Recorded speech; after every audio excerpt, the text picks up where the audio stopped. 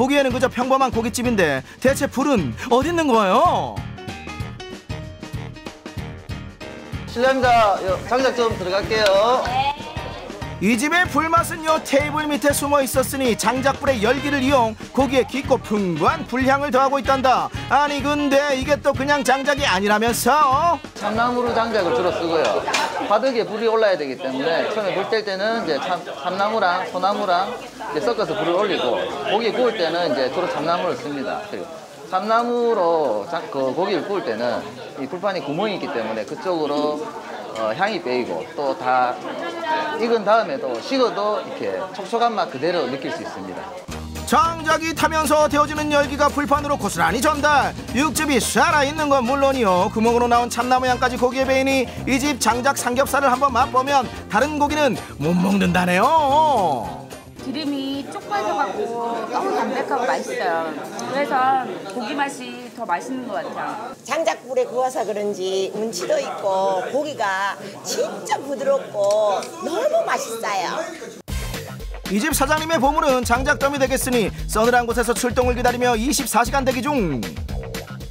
처음에 화덕에 온도를 올리기 위해서 소나무하고 참나무하고 같이 떼는데 뭐 솔방울 있을 때는 저희가 솔방울로도 같이 하고요.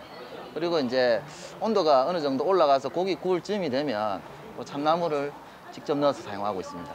참나무 장작을 준비했으면 이제 참나무 불향으로 훈내나게 변신할 고기를 살펴볼 차례. 이 집에서는 맛 좋은 장작구이를 위해 토종 삼겹살만 사용한단다.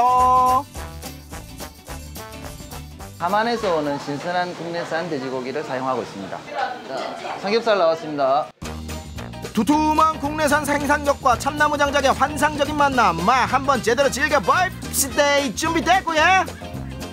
이게 다른 고깃집이랑 진짜 다르고 바로 앞에서 이렇게 장작을 떼어주니까 진짜 신기하고 고기 맛이 더 살아나는 것 같아요. 여기서 불도 올라오거든요. 진짜 맛있어요. 캠핑 온 분위기가 나니까 진짜 분위기가 진짜 좋은 것 같아요. 끝내줘요.